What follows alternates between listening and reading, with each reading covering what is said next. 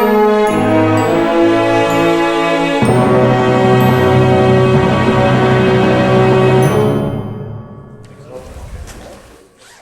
good afternoon. Thanks for coming. This is a great turnout. This is the most people I've ever given this presentation to. My name is McKay. I'm a captain here in Toronto. I'm not from training. I'm not from any special operations division. I'm right off the trucks, and as a matter of fact, I should be on the truck today, but they allowed me to play hooky this week to talk to you folks.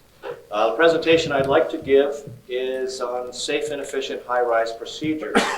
It's important to know that this presentation started out as just, it was supposed to be an hour or so training in our hall for our firefighters, and the other captain in my hall, Tom Davies, I had attended a 2-week course at the fire college on high-rise firefighting, and I came back and I said, Tom, we should just have a bit of a training session on high-rise with our guys, and he said, okay, that's great.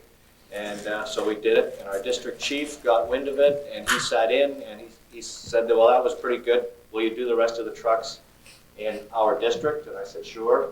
And then our platoon chief got wind of it, and he thought it was a good idea, so we ended up doing our whole platoon. Long story short, we are now going citywide, and I've been back to the fire college to give this presentation there, and I'm getting some invitations to go to some other towns to spread the word. So it's flattering that this has gathered so much momentum, and I hope you guys enjoy it. What we're going to talk about, or how we're going to do this, is we're going to walk through a high-rise scenario. It is a typical run-of-the-mill residential high-rise fire. There's no tricks, there's no traps. This is an easy fire. And I wish in real life they were all as easy as this one's going to be. However, when we roll 2 large sets of procedures together, if we're going to use incident management procedures and our high-rise procedures, when we dovetail those 2 large systems together, we're going to uncover some bumps in the road, and it's best that we learn how to smooth out those bumps in the road here in a training situation rather than on the fire ground when it might not go as smoothly as it could. As we're walking through our scenario, and before we even start the scenario, we'll be covering a few different topics. We're going to talk about the mess that we encounter upon our arrival at the scene. We have smoke showing, people running in every direction. We're going to also talk about the 3 Ps of proper high-rise incident management. We're going to go over the proper ways for our officers to give orders, especially when sending firefighters into controlled areas. And by controlled areas, I mean where SCBA must be worn. We'll talk about the element of human behavior. It's kind of the Achilles heel in our fireground operations, especially in high-rise operations, because we can send 25 or 35 well-trained, well-equipped firefighters to a high-rise fire, but if 500 people in that building are not doing the right things for us, we're going to have a problem, and we do have problems. So we're going to learn today what to expect from these people, and I'll give you a few tips on what you can do to prevent that from being a detrimental situation. We're going to go over our ventilation procedures. We'll talk about ventilation, we'll talk about stack effect, we'll talk about neutral plane and how it affects our operations. I'm going to tell you about the relief cycle. The relief cycle, briefly, is a rule of thumb that command can apply to his fireground to know that he has adequately manned his fire control sector to provide uninterrupted water flow on the fire. Benchmarks, we've started using the Al-Bernasini benchmark system, the 4 benchmarks. You may use them in your own departments or you may not. It's important to have some kind of benchmark system, so I'll show you ours just as an example.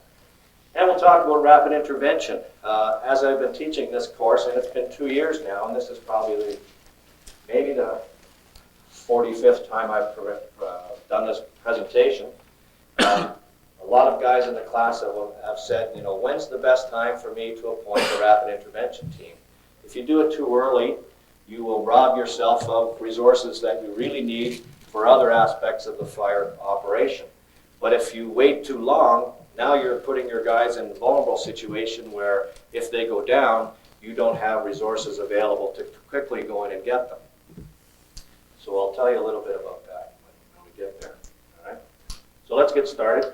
Your questions and comments are invited. They're welcome. However, I'll get you to put your hand up. Don't just flap it up. And, I will have handouts for most of what I'm going to discuss, so you don't really have to take a lot of notes. Some things are not in my handout, so I'll try to give you a tip. So you might want to jot that down. Okay, the mess. When we arrive at the scene of any significant structure fire, we have flame and smoke showing. There's people running all over the place, screaming and yelling. We can refer to this as one big mess. We have at our disposal a tool to restore order to chaos. We in the fire service are in the business of restoring order to chaos. That's what the public expects. When they call 911, they expect a certain level of expertise to arrive at their doorstep. They expect us to have the ability to smooth out this problem. So the tool that we are going to use is an incident management system. We're going to divide up this mess into smaller, more manageable units or sectors. We're going to have a guy running the show. He's going to be the incident commander. We're going to apply some fire attack to knock that fire down. We're going to have search and rescue so we can get those trapped and endangered people out. We're going to ventilate that smoke. We're going to properly supply the guys who are the tip of the wedge with a staging area and a rehab area. We'll have accountability set up. We're going to have entry control. So you get the idea that we are going to have a safe and efficient fire ground. It's important to know that our IMS system is procedures driven. I'll use my Dr. Evil air quotes. Procedures driven. That means that if I'm in command, I should be able to go up to you and say, I want you to be the ventilation officer. I want you to be the search officer. I want you to set up a staging area, and you're going to be the rehab officer. And I can check all that stuff off my tactical worksheet, and I have to have the confidence in those 4 officers to be able to run those sectors without me telling them how to do it. Okay, as firefighters and company officers, it's their responsibility to know their job and to know their procedures well. Okay, so that I can just plug them into the overall strategy and things will flow more smoothly. So let's get to that. Let's talk about the 3 P's of proper high-rise incident management.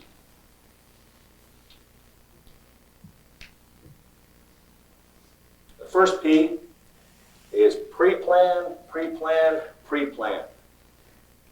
There is no reason in the year 2001, with all the information technology available to us and computers in almost every fire hall and drawing materials available to us, etc., that any company officer should have to arrive at any significant structure fire without a pre-fire plan at his disposal. When you run fire simulations at the fire college, one day you run a simulated fire call to a building for which you have done your pre-fire plan the day before, and your fire call runs relatively smoothly. The next day, you go back and you run a fire call to another building for which you have no pre-fire plan, and it does not go smoothly. It is that much of a difference. I would like to be able to say, okay, we have a fire in a significant structure. Dave, I want you to go and shut the gas off, and I'd like to be able to show you a pre-fire plan and say, Dave, there's the gas shut off there. Go get it. Is that all right? That's good. But if I had to go up to Dave and say, Dave, we need the gas shut off. I have no idea where it is. Go look for it, and good luck to you. What's better? Okay? So there's the difference between being effective and being efficient. Being effective means doing the right thing. And we do that in the fire service. But now we have to be efficient. Efficient means doing the right thing right. Because nowadays we have to be able to expect the scrutiny that could come after the fact. An inquest, a civil suit, All right? So here in Toronto, we have, and especially in North York, we've had to go through a couple of inquests in recent years. And I'll tell you, it's tough, because when your fire ground operation is dissected to the most minute degree, you better have the right answers. And you have to have the right answers as far as efficiency is concerned. And the lawyers are saying, all right, here's your procedure here in black and white. Why didn't you follow it? You better have the right answers. The best defense in an inquest or a civil suit is having done things properly in the first place. All right. So a pre-plan would be a logical first step. So what can a pre-plan do for us in a high-rise situation? Let me turn my board around.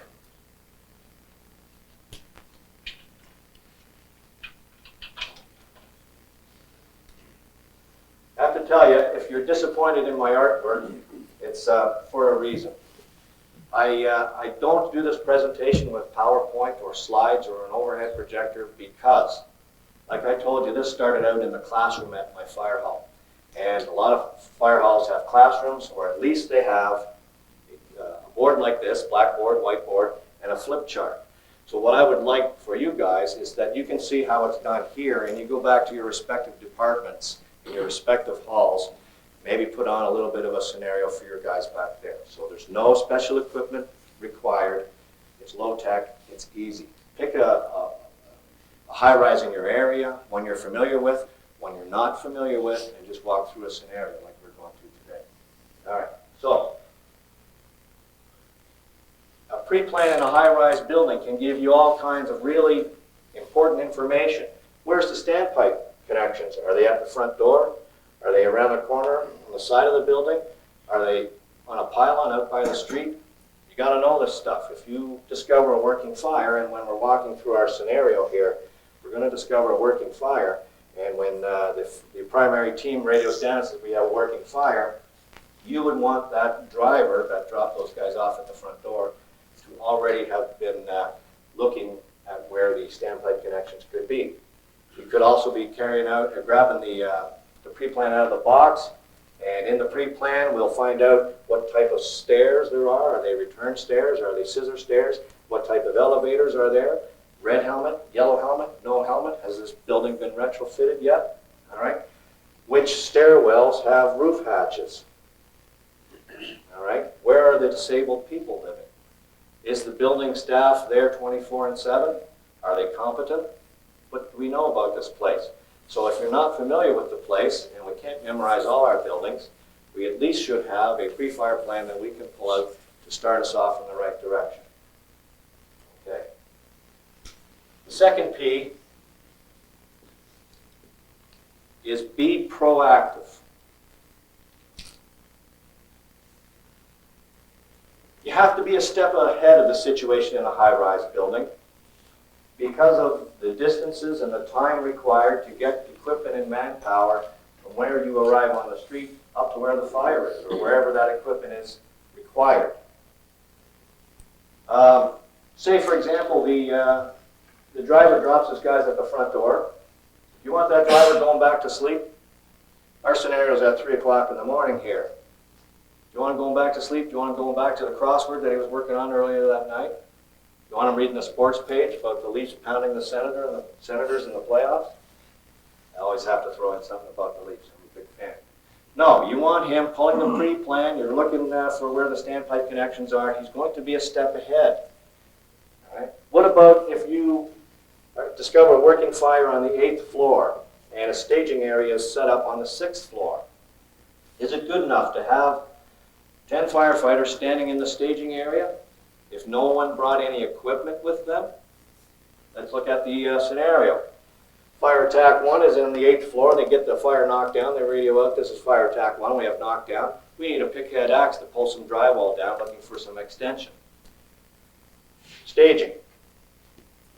It's on the 6th floor. There's 8 guys standing there talking about the Leafs, and nobody brought any tools with them. So now somebody from staging has to go all the way down to a truck at street level to get a pickhead axe. We have just defeated the purpose of having a forward staging area in a high-rise building. Remember, a staging area is a place to pool manpower and equipment. It's no good having 8 or 10 guys standing there with their SCBA having a tea party. Bring the gear. So what can you bring?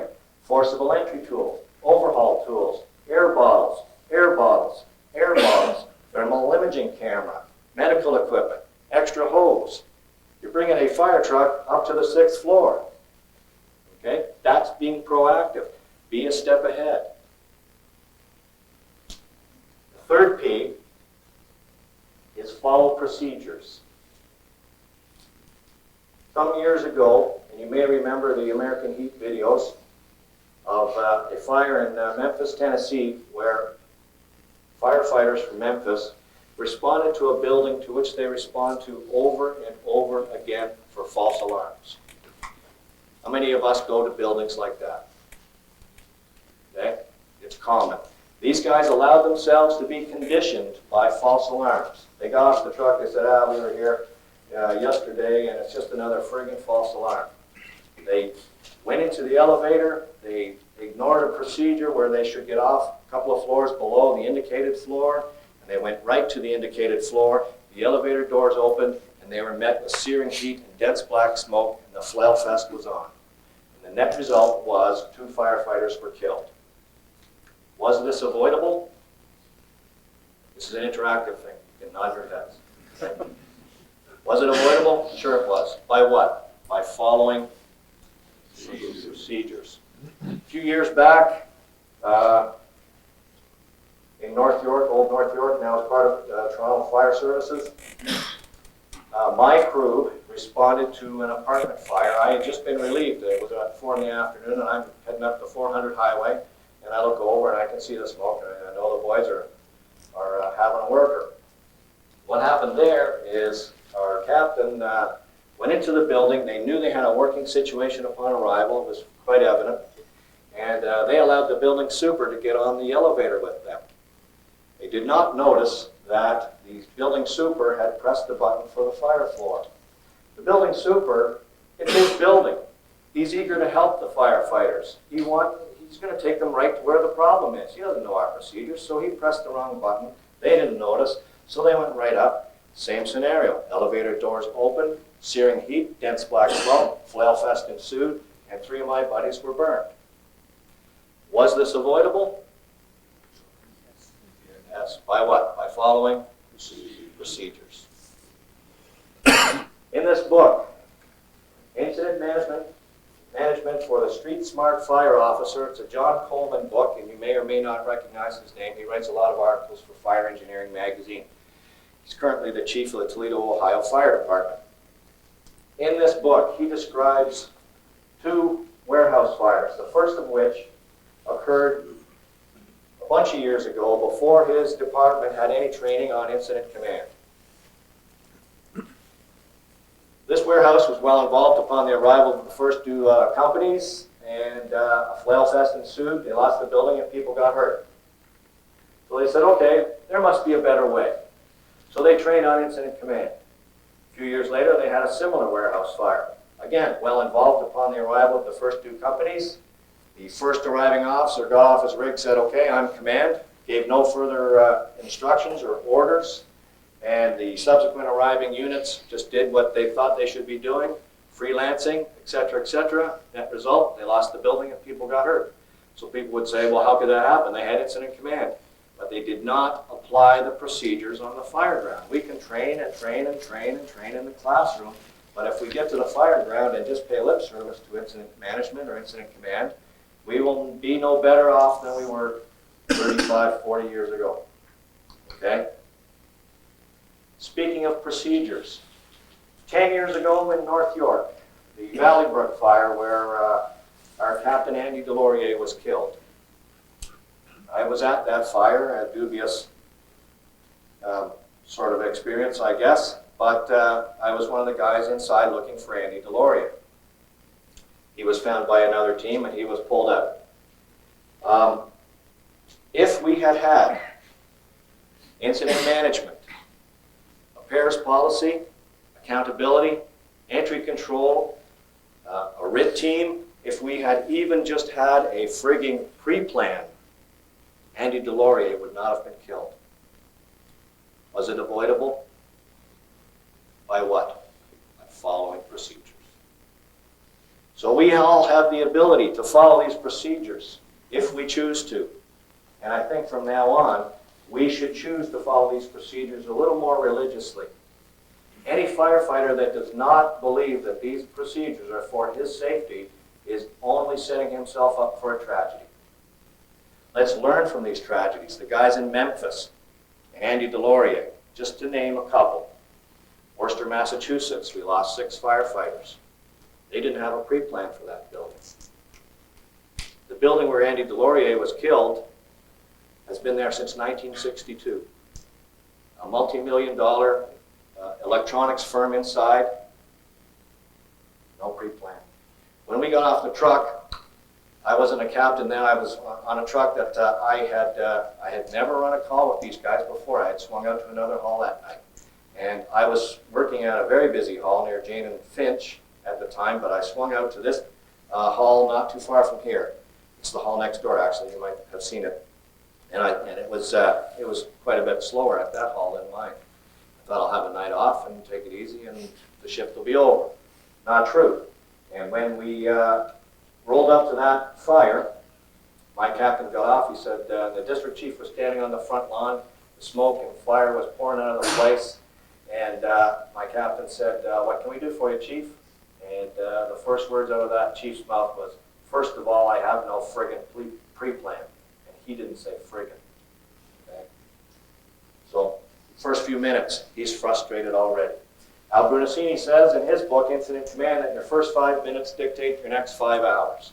So what I'm trying to teach you guys today is religiously follow the procedures that apply to your first 5 minutes, and the rest of your fire call will go more smoothly. But safety and efficiency it's an attitude, okay? And you can ignore it and get by, play Russian roulette, or you can follow these procedures and have a good, safe attitude and an efficient attitude, and we'll all go home at the end of the day. All right.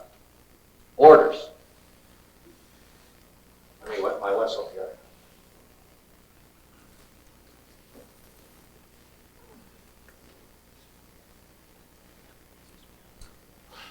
When command, or any sector officer really, is going to send firefighters into a controlled area, he's going to give them an order.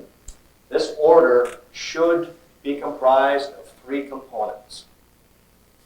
He should include a task, a location, and a radio alias. All right?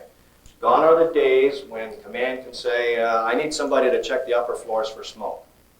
Exactly who's going to go? Exactly which floor are they going to be on? If I don't know who went, how do I get them on the radio in case they're having an accident, or I have to give them another order? Okay? Those days are over. Instead, as command, I should be able to say, all right, you 2 guys are going to be vent team 1. I want you to go in the west stairwell, go up to the 8th floor, check for smoke conditions there, and give me a report. Specific task, location, and radio alias. So as an officer, if I'm that specific, an accountability system is born from that. An accountability system, we know, is just the method of tracking firefighters in controlled areas. We have to know where our people are. So if I'm specific when I give that order, our accountability system is born, and it's up to the rest of us to cause it to flourish. Accountability systems are fragile. They are easily smashed. And it can just take one guy saying, I'm just going to do whatever I want. I'm going to go up to the top and open up the roof hatch. Now nobody knows where he is. Let me ask you this question. If you are down and out in a fire, and your bell is ringing and your air tank is running low, it's hot and getting hotter, and there's 0 visibility, do you want somebody somewhere to know exactly where you are? Yes. It's a no-brainer, isn't it? That's what an accountability system does for us. That's what control does for us. Right? So we've got to follow those procedures. If we expect our officers to be specific when giving the order, then we have to be specific when we carry out the orders. If vent team 1 goes to the 8th floor, No smoke? Well, let's go looking for smoke. 9, 10, roof hatch. They're going to be lost. Okay? It's that simple. So orders, remember, task, location, radio alias. Okay. What I'd like to do is start our scenario. We have an hour and a half, and usually it takes 2 hours for me to do this, at least 2 hours, so I'm going to scoot through it. However, you can stop me anytime and ask me a question or make a comment, all right? Don't be worried about that. All our other speakers got to go over time. So our scenario is an alarm call. Dr. Evil air quotes, an alarm call. Okay? That's the only trick or trap that we're going to have today, is that do not let your guards down because you have been dispatched to just an alarm call.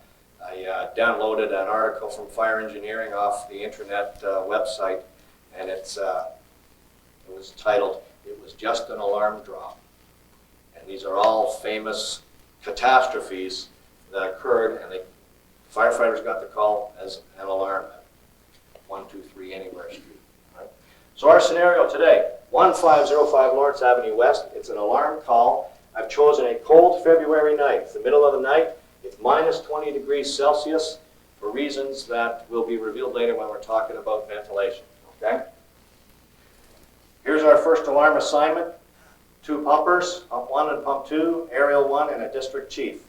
And it's our routine that we would send a second alarm when they discover working fire. So these are the trucks for the second alarm. We'll get there later. So pump 1 captain arrives. What do we expect from the first arriving officer on scene? A size up, and then what? Command. Pardon me? An initial report. Bingo. I'll use Toronto Fire, but it can be anywhere fire. This is pump 1 captain. I've arrived 1505 Lawrence Avenue West. It's a residential high-rise building. There's nothing showing.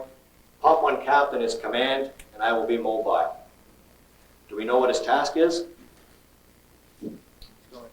Yeah? Capt is investigating. He's in a mobile mode. What's his radio alias? Pump 1 command. And where's he going? Into the building to investigate. Once he gets into the lobby area, he's going to look at the annunciator panel, and he's going to see that the alarm is indicated on the 8th floor. He's going to make another radio message saying, Toronto Fire, this is pump 1 captain. Alarm is indicated on the 8th floor. We're going to investigate. Okay? Is our accountability system up and running? Do we have an accountability officer with an orange vest and a clipboard? Okay. No, we don't. So we have an accountability system up and running. A common lament is when I teach this course, a lot of people say, incident management, you got 10 guys standing with clipboards and nobody's putting water on the fire. You're going to see that this is not the way this is going to go.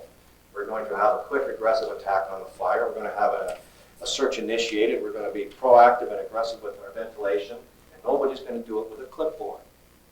All right. So he's given updated information to his control, and he's going up to the 8th floor. However, where does he take the elevator? 6th floor. Why? 2 floors below. Procedure, just because I said so, just because it's a procedure. Here's 3 good reasons. Reason number 1, scissor stairs. Are you familiar with scissor stairs? One opens on one side, one opens on the other. Scissor stairs can really throw a wrench into the works if they surprise you at this building. All right? That's why we want the guys to get out and do some pre-planning, at least building familiarization. Don't arrive at this building and be surprised by all its idiosyncrasies, both good and bad, when you arrive there for the first time for a fire. Okay? Get out in your area, know your buildings. Okay, so if there's scissor stairs in this building and we chose to ignore our SOP and just go 1 floor below the fire, scissor stairs will surprise us and throw a wrench into the works. Okay, so always, always, always 2 floors below the indicated floor. That's reason number 1. Reason number 2, it may be infrequent, but it's a possibility that the first alarm initiating device, i.e. a smoke detector, may go off on the floor above the fire. Okay? So say this is our scenario. There's a fire on the 7th floor. Smoke detector on the 8th floor goes off.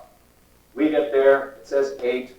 We take a shortcut and say, forget that 2-floor thing, we'll just go 1 floor because we're in a hurry and it's almost, I'm almost off, so let's hurry up here. So they go to the 7th floor, 1 floor below the indicated floor. However, when the elevator doors open, they have arrived at what? The fire floor. Gotcha. All right. Reason number 3 is that when we get in these elevators in a high-rise building, don't go to sleep. All right. You punch in. Your alarm is indicated on 8, so you punch in 6. Keep an eye on those numbers. Keep your hand on the emergency stop button, because elevators are mechanical devices, and mechanical devices fail. So we're going up. I punched in 6, and I'm watching the numbers. 4, 5, 6, 7. Yikes! I have an erratically operating elevator. I have my hand on the button. I hit the brakes.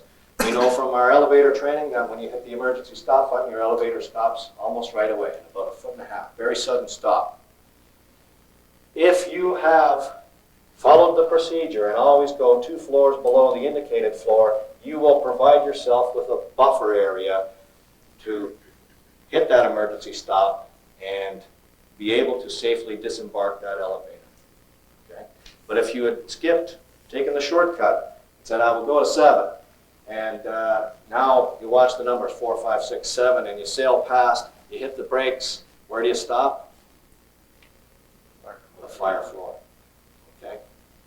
Always, always, always 2 floors below the indicated floor. If your alarm is indicated below grade, what should you do? Take the stairs. If your alarm is indicated, you're in Toronto, at 5 floors or lower, we don't take the elevator at all. Does that mean we can ignore the elevator? If we ignore the elevator, okay, our alarm is indicated on the 5th floor, so we decide we're going to take the stairs. And we ignore the elevator. Now Joe Blow Public comes along, gets in that elevator, and he goes to the fire floor because he thinks his apartment's on fire. He's overcome by smoke and killed. Do you think the fire department would be held liable? I think so. Firefighters were on scene, but they ignored the elevator. Joe Blow Public was killed in it, and now it's your fault. All right? So do not ignore the elevator. If you choose not to use it, get the building super to say, okay, keep this elevator here, and the next arriving officer will gain control of it. Okay? Do not ignore the elevator just because you're not going to use it. Question? Do you have any kind of alarm situations once your high-rise elevators automatically recall to the floor? Do you guys recall them yourselves? There's a couple ways that the elevators will show up at the lobby level. One is automatically, and number 2 is manually. The building super, when he hears the alarm, he has to hustle and use his key and the key switch in the lobby. He'll ground the elevators manually. Okay. But people of dubious pedigree, perhaps, may come along and just, if he leaves the key or whatever, and take that elevator, and now we've lost control. Okay? So it's a good question. So how are we making out? What's going on in that elevator on the way up? Well, the captain is he's still incident command. We're expecting our driver to be eyeballing where the standpipe connections are, so we'll rank him down as water supply. That's what he's considering. And the captain is going to take his 2 firefighters, and they're going to go in the elevator. What's going on in the elevator? They're going to make a plan, okay? You're my senior guy, you're my junior guy, all right? We're going to leave the senior guy in the elevator. He's going to be armed with a portable radio, a forcible entry tool in case he gets stuck in that elevator, and SCBA, of course, all right? And I will take my junior guy, and we'll proceed on up to investigate the alarm. We would use our senior guy in the elevator for 2 different reasons now. We're going to use him as elevator control. We'll switch colors so we can see a little better. He's going to maintain control of that elevator. And he's going to perform the entry control function, which means we have our pit passes, photo identification tags, and they're on hooks, and we check in with our entry control guy. Right? So that's going to be you in the elevator. So you're going to maintain control of the elevator. You're going to be the elevator driver, and the captain and the junior guy will pit in with you. So now you have 3 pits on yourself. You have similar systems in your departments. It's a good idea that if somebody gives you a pair of pits, to orient them on yourself as a pair. And then when you give another pair of firefighters a ride up, say they're going to be the search team or a ventilation team, and they're going to pit in with you in the elevator, orient their pits as a pair. So that when later on, when you have all kinds of pits, they're in a chain.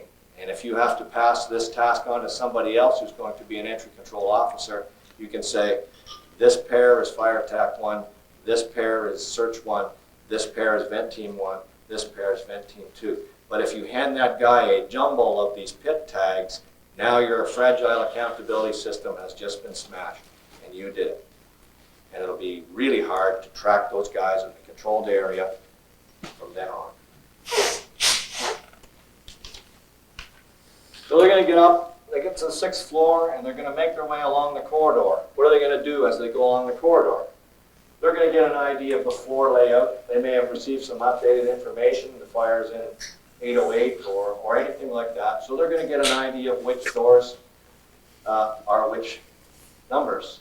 They're also going to find out where the standpipe cabinet might be. It's a good idea to pace off the number of steps between the standpipe cabinet and the stairwell door.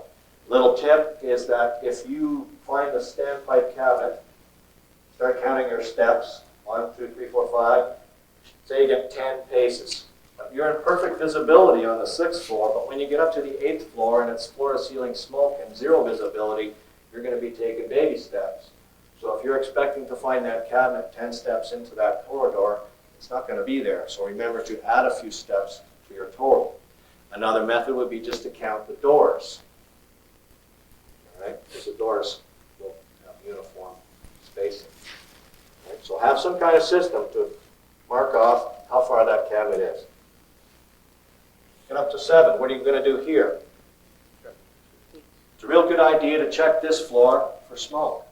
Remember that scenario I talked about with the smoke detector going off the floor above? Now is where you would pick up on that particular scenario.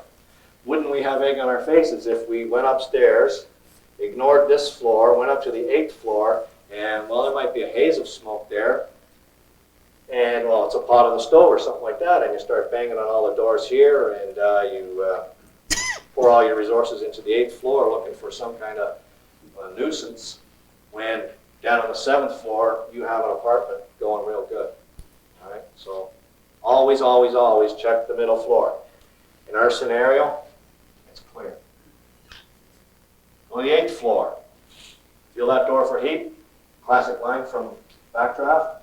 And then we're going to crack it. And this is what we find.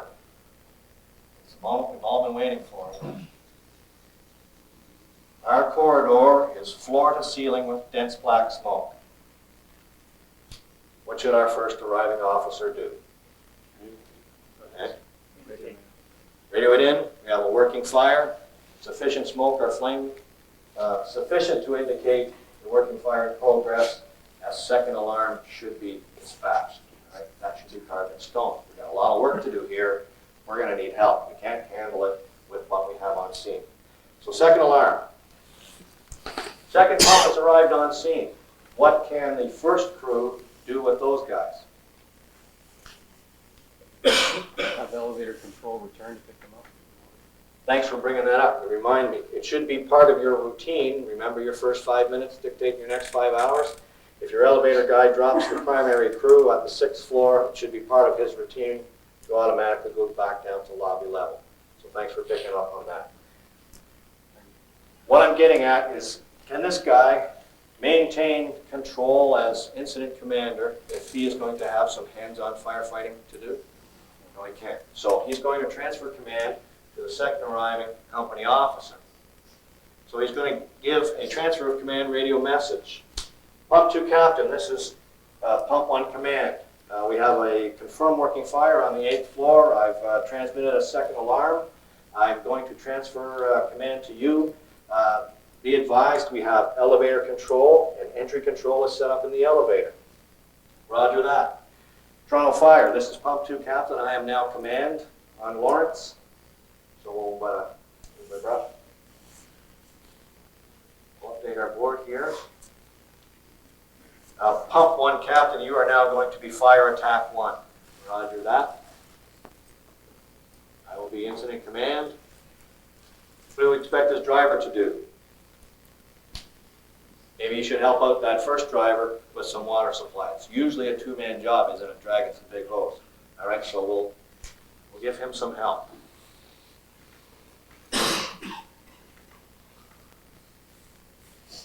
You see the movie Groundhog Day? Bill Murray has the opportunity to live the same day over and over and over again until he gets it right. Having done this 45 times or so, we've been able to kind of refine it and polish it. So what we do in this scenario, I'm just telling you, is the benefit of having done the same scenario 45 times. So you can use it as a blueprint. Not all your fires will be like this one, but a lot of your fires will be very similar to this, all right? I mean, this is a conventional residential high-rise building, stairwell at either end, double loaded corridors. That means you walk down a central corridor and there's apartments on both sides. Is that common or what? Sure it is. So hopefully this will give you a starting point.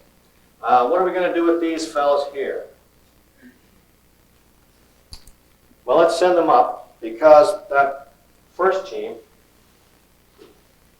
our first team up there is the tip of the wedge, isn't it? They have bitten off a lot of work, and they're going to do that work in the most arduous conditions. So we got to send them some help. So they're up here, and they're in apartment A10. They've stretched the line, and they're investigating, and what they will tell these guys, or actually they'll call the command and say, or command can call them and say, Fire Attack 1, this is command, I'm sending you a pair of firefighters to back you up. Send them some help right away. We have limited resources on scene at this point. We have to spread out the workload a little bit. These guys go upstairs, they get to the stairwell, they say, Fire Attack 1, this is Pump 2 crew. What do you need us to do?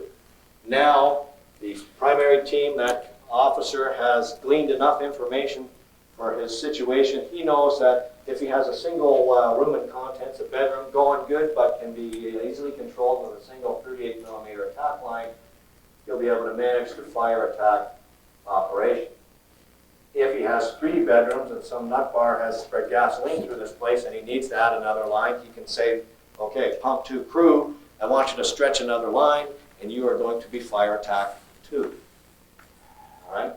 Or if, and we have this corridor completely filled with dense black smoke, he knows that he should assign his second team. He's going to be able to knock the fire down. Our scenario, it's just one room and contents, okay? It's an easy fire. I told you it's an easy fire.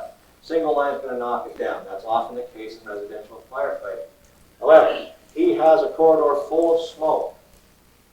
Wouldn't it be a bad move? Wouldn't we have egg on our faces if we poured all our resources into the apartment of origin in the first few critical minutes and ignored this large area where people may have come out of the apartment of origin or any of these other apartments on the floor of origin and been overcome by smoke, and now they're down and out in that corridor? Because that happens. Wishing Well fire in Scarborough a few years back. 2 elderly women were found down and dead in the corridor, just 20 feet from the apartment door of the apartment of origin.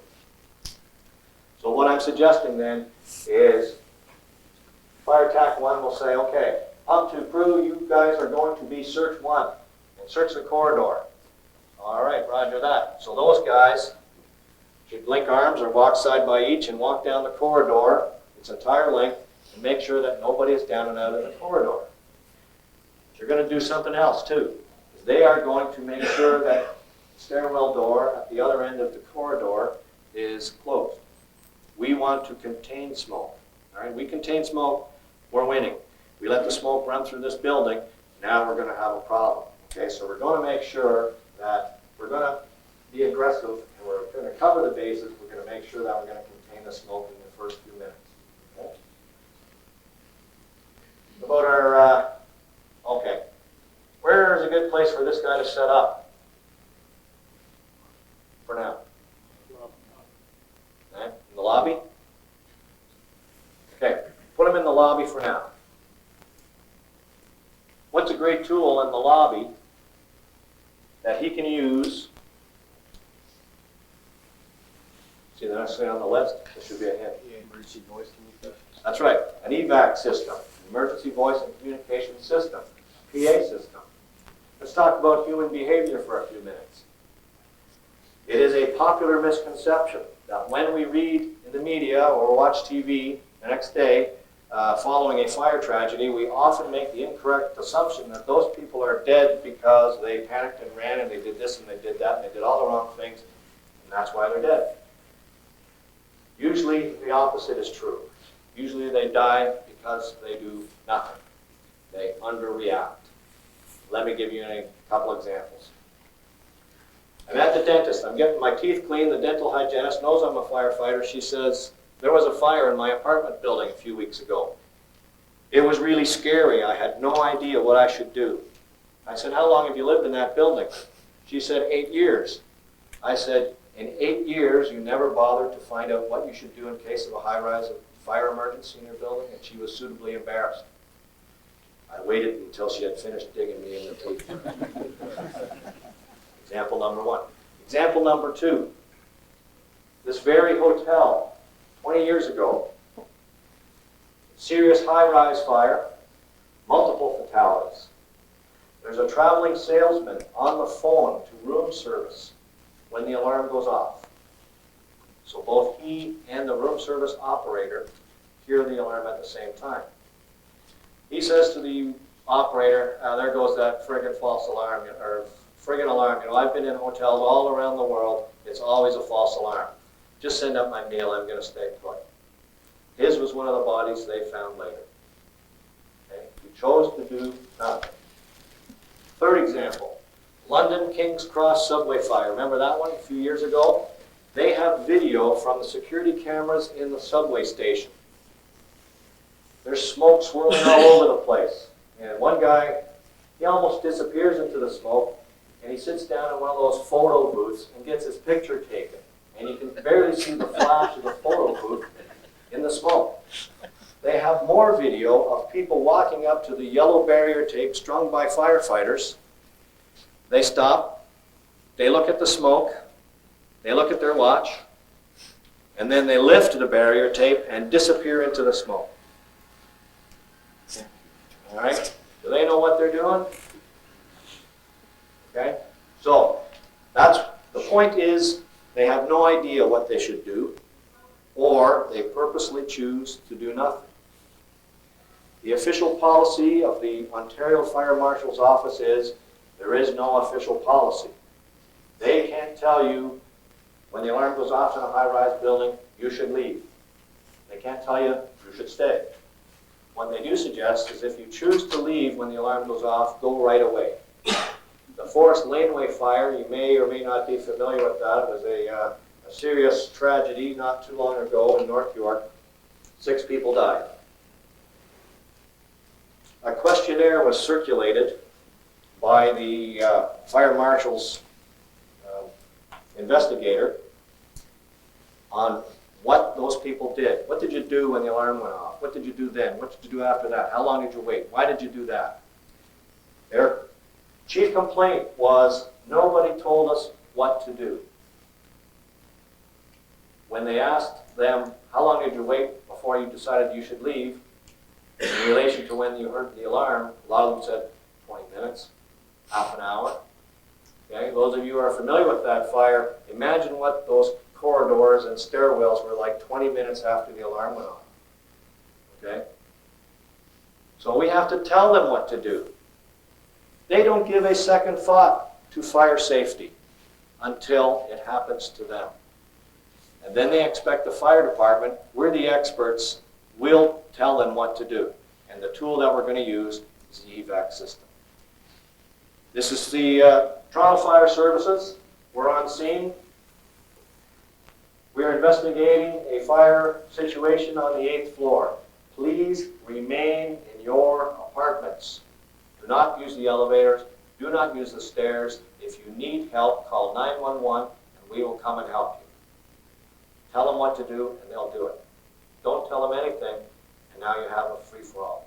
Okay? 500 people running around like chickens with their heads cut off. Is that going to help us? No, it isn't. What about, well, let's talk about the concept of shelter in place. Have you heard of that? Okay. Should be fairly familiar by now. We've been doing it for years, but the concept of shelter in place comes from the fact that our tactics have to be a little bit different when we fight high-rise fires as compared to our tactics in a house fire. You roll up to a house fire, there's flames pouring out the front window, a lot of smoke. What's your first priority? Rescue. Okay, you're going to go in and get those people, take them out. Then you'll knock the fire down. Okay, you remove the people from the danger. In a high-rise building, say this is there's a fire on the 8th floor. Say there's 10 apartments on this floor. Say there's an average of 3 people in each apartment. So that's 30 people on this floor. 30 more, that's 60, 90, 120, 150, and so on. Is it practical to get all those people out before we knock the fire down? No, it isn't. So our tactics are the opposite. We have to have a quick, aggressive, coordinated attack on the fire. We have to initiate a primary search in the apartment of origin. We have to make sure that any smoky areas are searched on this floor or the floor above. But we have to be aggressive and remove the danger from the people.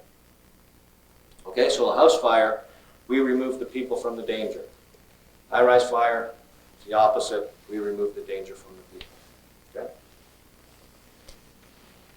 What about the guy at, well, I won't name the fire, but it's common because I read about it in the paper just the other day. Again, what about the people that are heralded in the media the next day following the big fire? So I ran down the corridor and I banged on everybody's door and I yelled, "There's a fire, there's a fire, get out, get out."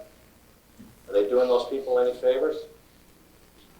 They're causing those people to leave the relative safety of their apartments and go out into smoke-filled stairwells and hallways. Okay? They may be causing the deaths of those people. All right, so there's a public information vacuum out there as far as high-rise survival is. Go back to your own departments and make a concerted effort to educate the public on what to do in high-rise emergencies. There's a need for it. People do not know what to do. Okay, back to the scenario. Command, what are you going to get your aerial guys to do? What do you think? Ventilation. Ventilation, magic word. Let's talk about ventilation for a minute. Can anybody define for me stack effect? And if Peter McBride is in the room, you're not allowed to do it. Is he here? Where's Peter? Not here? Good. Who can define stack effect for me? You, sir? You, sir? No. Stack effect is the natural movement of air in a high-rise building. Don't tell me about smoke, don't tell me about fire. There's stack effect going on in this building right now. In the tower part anyways. Okay? It's the natural movement of air in a high-rise building. How does it work? It depends on 5 different factors. The overall height of the building, the interior temperature, the exterior temperature, how well the building is sealed to the exterior, and how well it's sealed between floors. I've chosen a cold February night to illustrate stack effect because stack effect is much more significant in cold weather. The reason it's more significant is we will have a large temperature differential between the interior and the exterior temperatures. Okay? So, normal ambient temperature interior, 20 degrees Celsius. Sorry, Americans, that's about 70 or 68 or 70 degrees. So, 20 degrees Celsius here, minus 20 outside.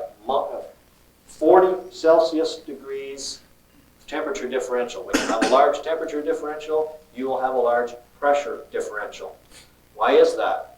Because cold air is dense, it's heavy, it's sinking down. It wants to sink down, sink down, sink down. When it gets to the ground level, it wants to spread horizontally. It's got to have some place to go. It's going to try and force its way into the building. So if we opened a stairwell door, the ground floor, cold night, air would flow in. All right. So the air comes in, it gets mixed with the ambient air inside. As air warms, it becomes less dense, it becomes buoyant, it starts to rise. It finds all those openings in the floors, and it heads upstairs, and it heads upstairs. It gets to the top, wants to spread horizontally, looking for some place to go, and tries to force its way out of the building. So if we opened a bedroom window on the top floor, air would flow out. Okay, so here's the cycle then, eh? Down, in, up, and out. That is stack effect. How does this affect us, you ask? How does this affect us? How does this affect us? All right, it's a tough room. You guys have been in the bar. In a high-rise building, you thought we wouldn't have any laughs? Sure.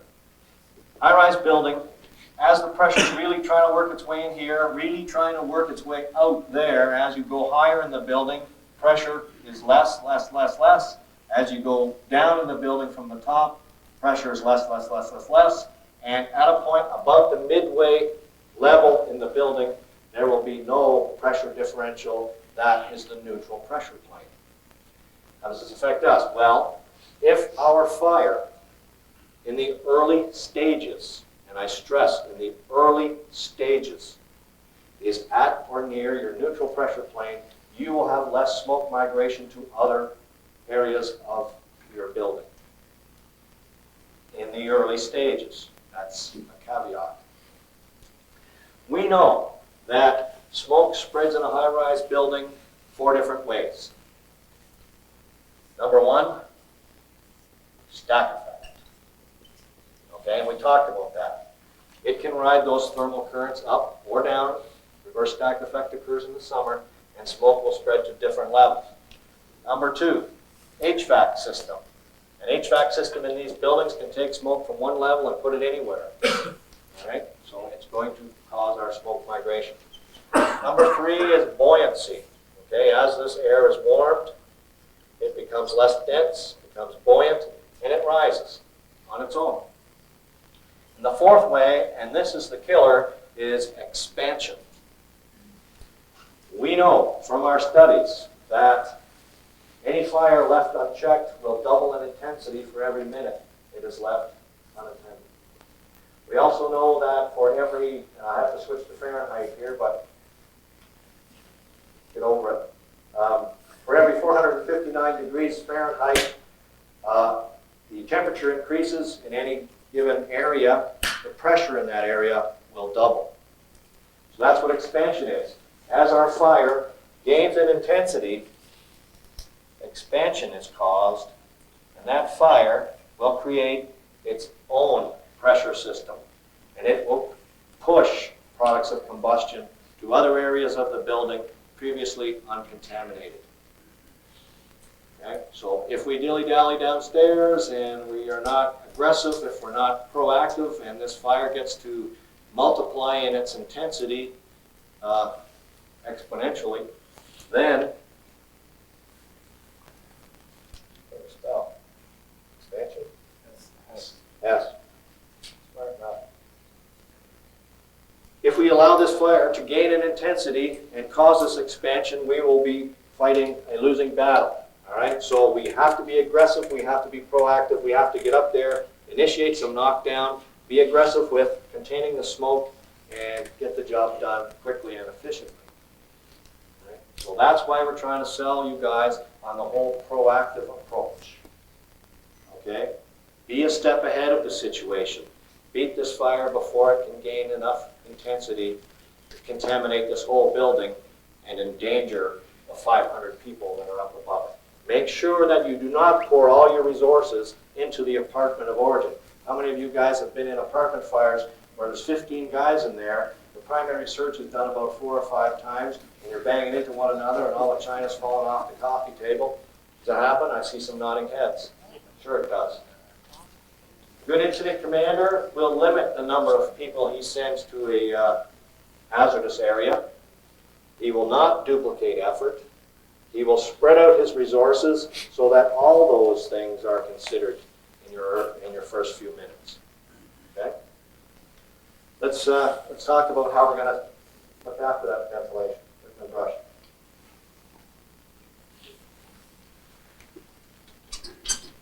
What I like to see, the 6-man ventilation team. Chuckling? Yeah. I understand. 6-man ventilation team should be comprised of the ventilation officer, PPV operator, vent team 1, vent team 2. I've chosen 2 vent teams because we have 2 stairwells. All right? If you have a snazzy building with 3 stairwells, 4 stairwells, then you have to have a team in each stairwell. Okay? You have to make sure you know which stairwells are ventable. All right?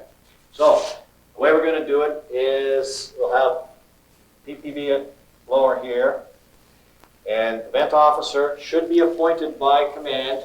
And here's a hint for the guys that are in the command situation is don't appoint your vent teams.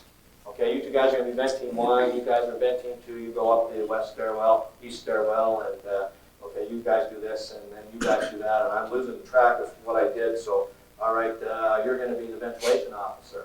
Now you have to play catch up. Is that efficient? No, it isn't. Command should say, you're going to be the ventilation officer. And you set up your teams. Okay, I dump it all in your lap. You have to know. Remember, procedures driven, right? So, you're going to be the ventilation officer. You set up your team this way. Have a PPV operator. Vent team 1, vent team 2. Vent team 1, go to the west stairwell. Vent team 2, go to the east stairwell. If these guys go in and go up the elevator, they pit in with the elevator operator, or the entry control guy in the elevator. If they go in the stairwell doors here, they should pit in with the ventilation officer. He's their sector officer. He's going to control their time in and time out and all that sort of stuff. Okay? If they don't have to go on air right away, they will call him and say, all right, this is ventilation, this is vent team 1. We're in the 8th stairwell, 8th floor stairwell, west. We're encountering smoke. We're going on air. Roger that. He writes it down. He is their own sort of mini entry control officer. Okay? But either way, they've pitted in with somebody, either the entry control officer in the elevator or their sector officer.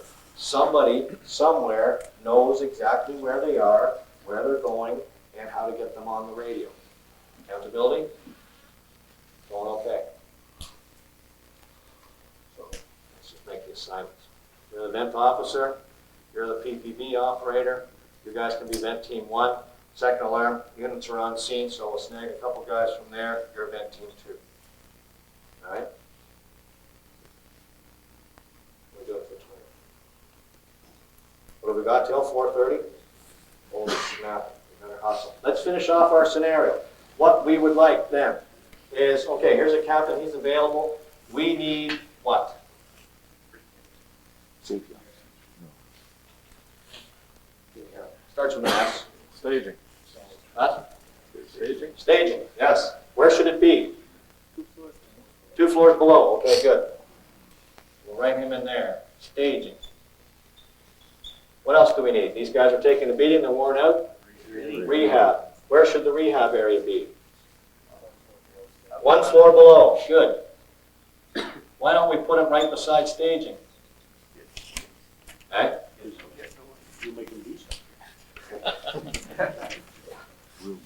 If you put your rehab sector right beside the staging area, you end up having a giant tea party. How's it going, Carson? Haven't seen you for a while. Hey, Jimmy, how's that new truck? How about those leaves? You end up having 90% of the work being done by 10% of the guys, right? Primary team, it's their fire. They're the most motivated guys on the fire ground. They go in, they get the knockdown, they come out, they want to get a bottle, they want to go back in and do some slugging in the overhaul. Let's figure out what caused this fire now. Meanwhile, they're working themselves to a frazzle, and these guys are standing there talking about beliefs. All right? Many hands make light work. Standing here and staging, you have to have officers overseeing these sectors saying, okay, you guys have been here for 20 minutes doing nothing, you're up next. Okay? Rotate the manpower. A tired firefighter is a dangerous firefighter. He's going to hurt himself or somebody else. Avoid the tea parties, so spread them out a little bit. Say this guy in the elevator doesn't have a clipboard or anything to keep track of who's been going where. What are we going to do for him? We can send him the entry control clipboards and the equipment, or we can send him somebody to relieve him of that duty. And where's a good place for a permanent entry control sector to be set up? Staging?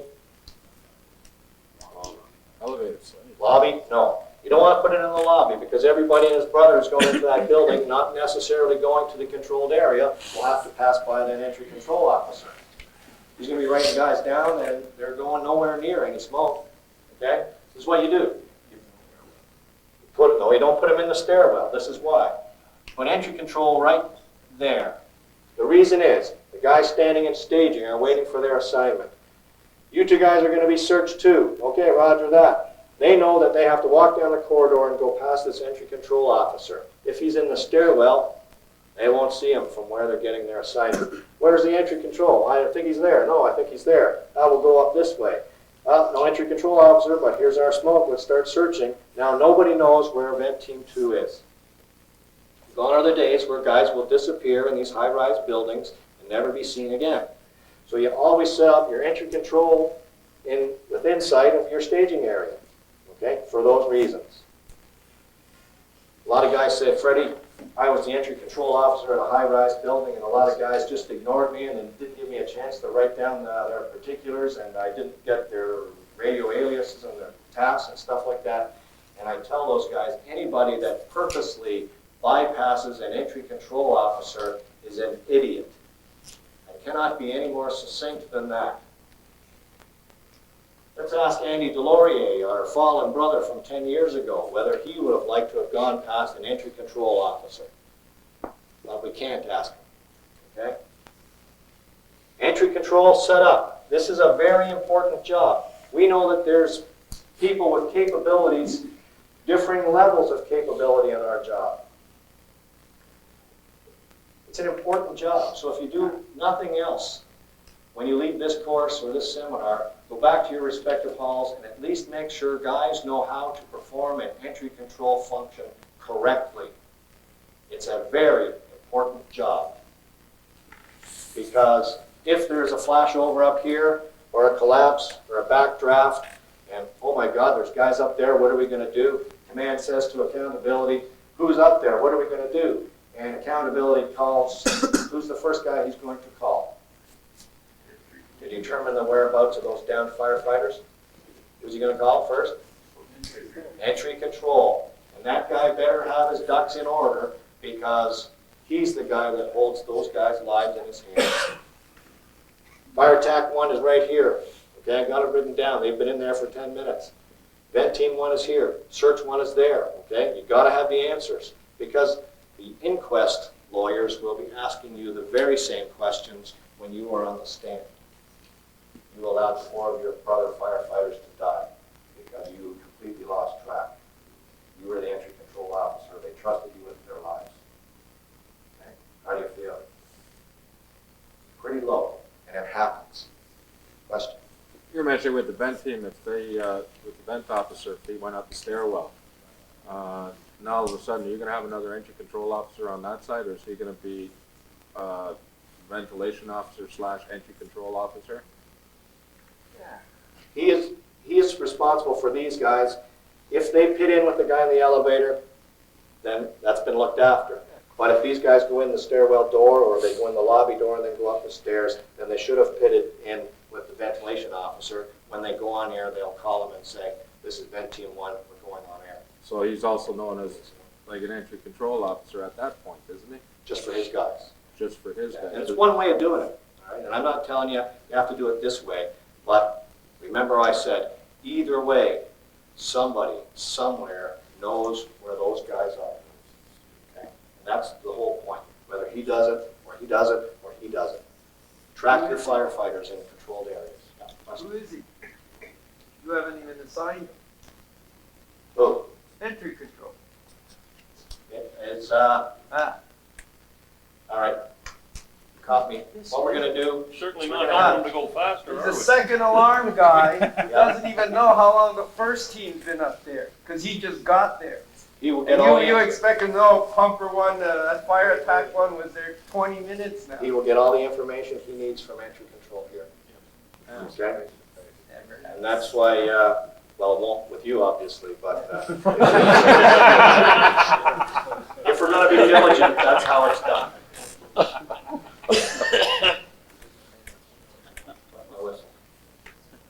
The guy in the elevator doesn't have his clipboard. That's Remember? right. So we relieve So him of his where's the- duties. You're gonna If I could expect answer the everyone now question. with a watch, something Okay. to time everyone. Sure. Why not? We're gonna relieve this guy as soon as we can. If he doesn't have the hardware, it's a difficult job, so we're not gonna give him a lot to do. All right? So what we're gonna do is, this guy will have been the staging officer. I just didn't catch up with my list here, all right? His driver can be the entry control officer, and we'll send him up. He can get updated. How many pits does this guy have so far? He's just got fire attack 1, and he has search 1, all right? See, the vent guys have pitted in with ventilation. So how many pits does this guy have? 5. He's got his own. All right? Is that easily managed? Sure. Okay? So it's not too bad. What are we going to do with these guys? Oh, what's the sense of having a staging officer standing up there doing nothing? Let's send him some guys. Okay? So we'll send these guys to staging. Trying to scoot through our scenario. All right? Second arriving district chief. By now, DC1, District Chief 1 has arrived on scene. We can transfer command to him. It's a great idea. So we'll leave him in the lobby. He'll be lobby control. It's a great idea for command when you take on the command role. You check with your sector officers. So what the first thing he's going to do is he's going to say, fire attack 1, give me an update. Search 1, give me an update. So he gets fresh information and he can have a baseline to start from there. Yeah, question? Just out of curiosity, this is a basic scenario. Is it a common practice? I went to Toronto Fire Service. I'm in South Command. It was a common practice to use fire phones. Fire Are they- phones? Yeah. Are they It's implementing not common that? enough, no. Do you remember listening to Jerry Tracy? No, was it Jerry Tracy? No, it was Jeff. What was Jeff's last name? Is Jeff here? Hi, yeah. Jeff had a great idea that he knows that he can run a complete fire call without a radio by using firefighters' phones. And whenever somebody asks me a question about firefighters' phones or some kind of building feature, I don't have all the answers. Who's going to have the answers? You guys, when you go out and pre-plan. Can we do this? Can we do that? What are our options? Know it ahead of time before you get that serious call. And that's the only point I'm making when I talk about pre-plan, pre-plan, pre-plan. I can't give you the answers. You have to find those answers. Be familiar with the drills. Okay? Let's scoot along. Good practice is second arriving district chief. We can make him a safety officer. But it's important to know that don't make your call fit your incident management system. Make your system fit the call. Think of an incident management system as a toolbox. You're working on your car, and you just take the tool that you need at the time. You know those big mechanics tool chest? What happens if you pull out all the drawers? It falls over. Incident management system is like that, where if you use so much of it and it's not necessary, it becomes cumbersome, and it's not beneficial. It won't be efficient. Okay? Safety officer, in some areas, he might be assigned to be an operations officer. All right? But you need a safety officer, so if you are command, you say, Chief 2, I want you to be an operations officer, he should say, Control, I need another district chief to be our safety officer. Okay. What else have we got? Platoon chief in our neck of the woods, he shows up, he's just going to be in a support role, he doesn't necessarily have to take command. If it's going okay, he's just going to, what can I do for you? How can I help you? Rescue guys, they might be familiar with air monitoring equipment, and so we can use them to monitor the quality of the air after we have knockdown and all that sort of stuff, so that the people in the lobby, they're all asking the guy who's controlling the lobby, when can I go back to my apartment? If you let them go back to their apartments before you've done some air quality monitoring, that might not be a step in the right direction. So at least have somebody walk through the place with a meter to make sure your CO levels, et cetera, are okay. And let's see, second aerial, we have some guys in reserve. If you don't have a specific task, what should you do? Talk about the Leafs. Talk about reliefs. Stay in Okay. basic. Where do those reliefs go? Staging, all right? So if you're on a sign, you go to staging. Good. Let's talk about the relief cycle.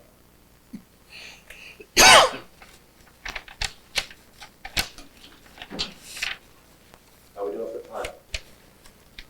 Okay.